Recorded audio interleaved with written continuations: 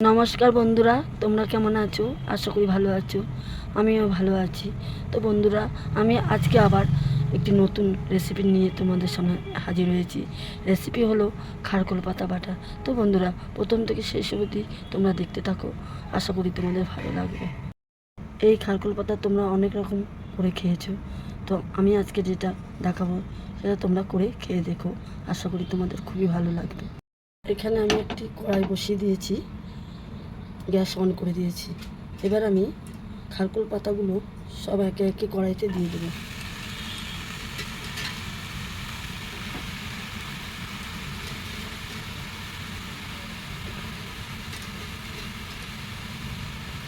এই খারকোল পাতা আমি সেদ্ধ করতে দেবো। এবার আমি এতে 1 চামচ মতো নুন দিয়ে দেবো। কাঁচা লঙ্কাগুলো দিয়ে দেবো, রসুনগুলো দিয়ে দেবো।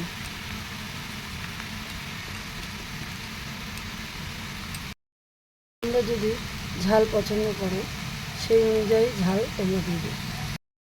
সামান্য জল দিয়ে দেবো। এবার আমি ঢাকা দিয়ে দেব 10 মিনিট। ঢাকনা তুলে এবার দেখে নেব। আর একটু বাকি আছে, জলটা আমি শুকিয়ে নেব। জলটা আমি ফেলে দেবো না, এই জলই আমি শুকিয়ে নেব। আর একটু শুকোতে বাকি আছে।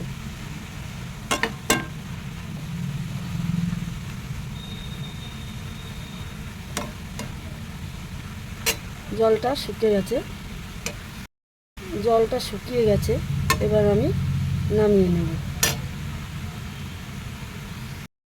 এই খারকোল পাতা আমি বেটে নেব।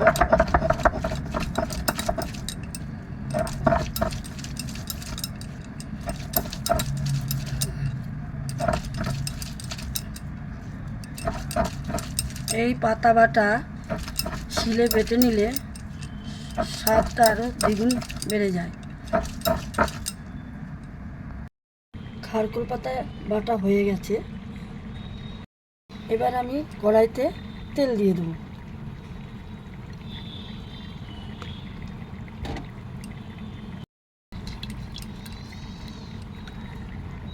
তেল গরম হয়ে গেছে। এবার এতে আমি কালো জিরে দিয়ে দেবো। কালো জিরে একটু বেশি দেবো।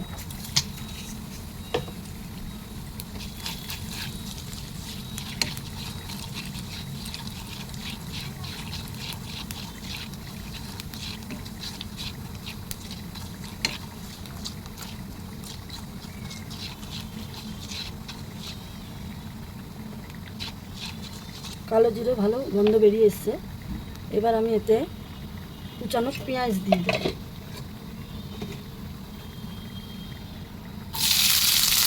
পেঁয়াজ আমি বেশি করে দিয়ে দেবো।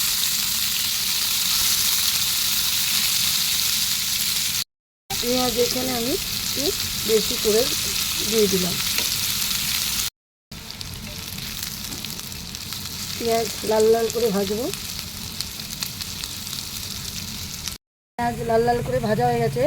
এবার আমি খারকোল পাতা দিয়ে দেবো।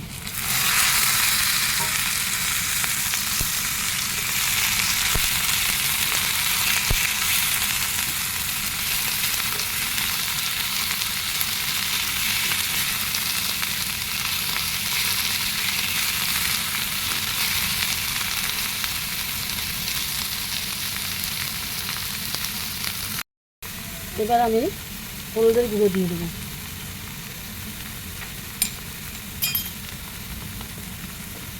এবার ভালো করে কষাবো।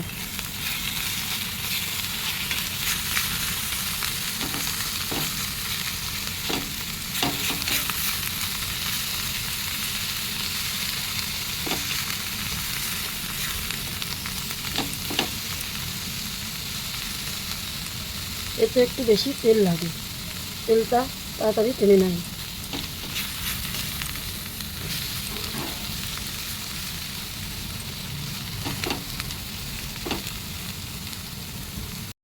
এখানে আমি আর একটু তেল দিয়ে দেবো।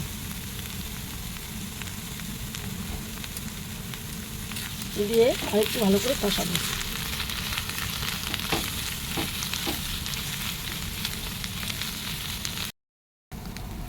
খারকোল পাতা শুকিয়ে গেছে, এবার আমি এতে চিনি দিয়ে দেবো।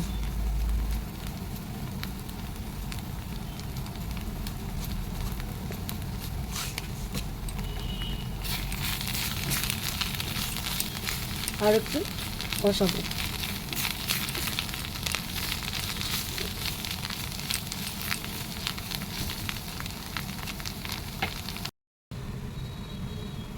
কষানো হয়ে গেছে, এবার আমি এতে গোলমরিচের গুঁড়ো শিলে বেটে নিয়েছি, এখানে আমি দিয়ে দেবো। এই গোলমরিচের গুঁড়ো দিয়ে যদি করেন এই পাতা বাটা, খুবই সুস্বাদু লাগবে।